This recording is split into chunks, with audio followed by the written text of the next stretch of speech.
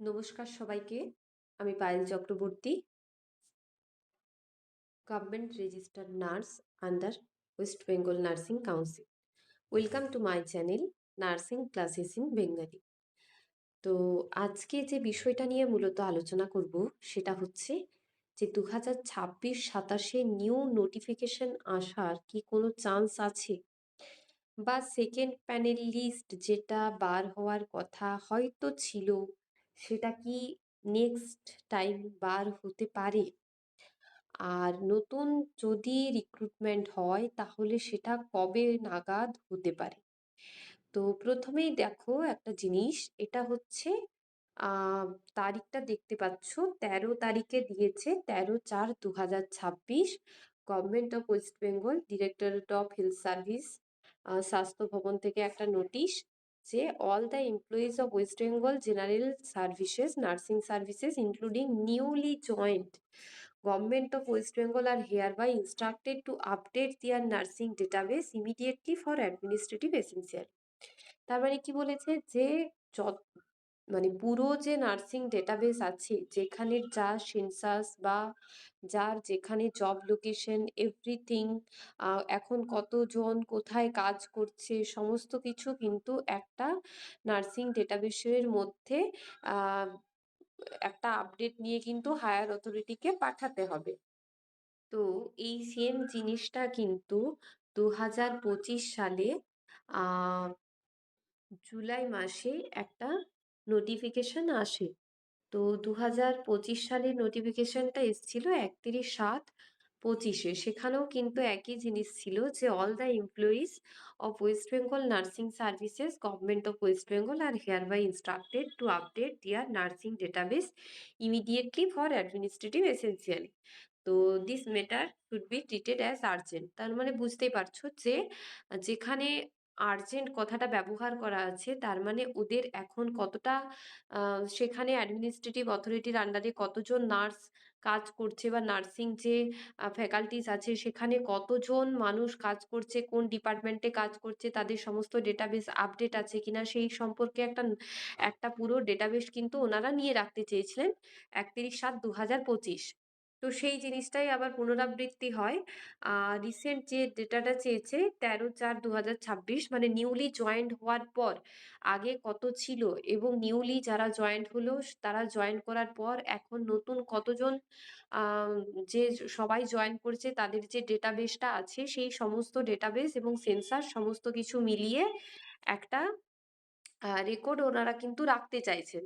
তো এটা হতে পারে একটা আশার আলো যে খুব তাড়াতাড়ি একটা 2026-27 সেশনে ছোট করে একটা রিক্রুটমেন্ট আসলেও আসতে পারে। কারণ এই রকম ধরনের কোনো নোটিশ আসার পর তারপর কিন্তু একটা চান্স থাকে যে একটা রিক্রুটমেন্ট হওয়ার। তো হতে পারে যে নোটিশটা হয়তো খুব তাড়াতাড়ি এলো এবং রিক্রুটমেন্ট প্রসেসটা হতে একটুখানি সময় লাগলো, এটা হতে পারে। আরেকটা জিনিসও হতে পারে যে সেকেন্ড প্যানেল লিস্ট যেটা আছে, হয়তো দেখা গেল যে কোনো জায়গায় স্টাফ নার্স যেখানে যেখানে নিয়োগ হয়েছে সেখানে হয়তো সব জায়গায় ক্রাইসিস আছে, কিছু কিছু জায়গায় ক্রাইসিস আছে, তখন কিন্তু সেকেন্ড প্যানেল লিস্ট যেটা আছে সেই সেকেন্ড প্যানেল লিস্ট থেকেও স্টাফ নার্স নিয়োগ হতে পারে। তো এখন দুটোর উপর বেসিস করে হতে পারে। একটা হচ্ছে যে সেকেন্ড প্যানেল যেটা আছে সেকেন্ড প্যানেল থেকেও কিন্তু আহ, কিছু জনকে নিতে পারে। আর যদি সেটা না হয় তাহলে সবার জন্যই যেটা ভালো হবে সেটা হচ্ছে নতুন করে ফ্রেশলি একটা গ্রেড 2 রিক্রুটমেন্ট হওয়ার, তো সেটাও কিন্তু হলে হতে পারে।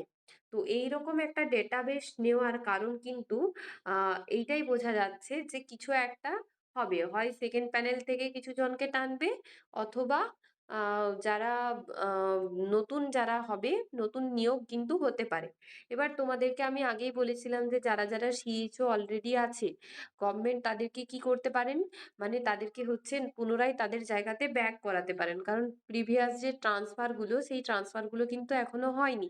তার সাথে নতুন যে জায়গাগুলো ভ্যাকেন্ট ছিল সিএইচওদের জন্য সেই নতুন মানে যে জায়গাগুলোতে পুরনো সিএইচওরা ছিল সেই জায়গাতে কিন্তু নতুন সিএইচও আসেনি।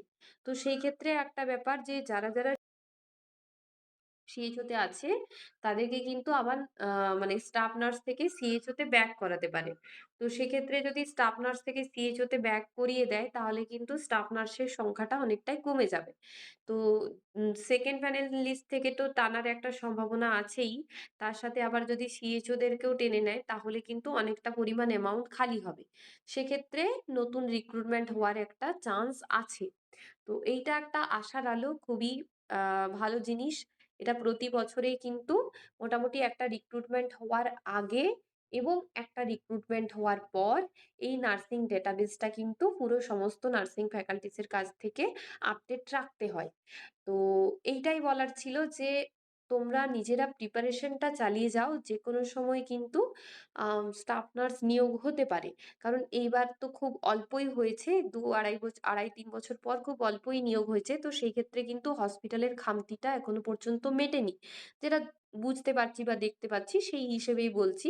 তো সেক্ষেত্রে আরো নার্স নিয়োগ হতে পারে।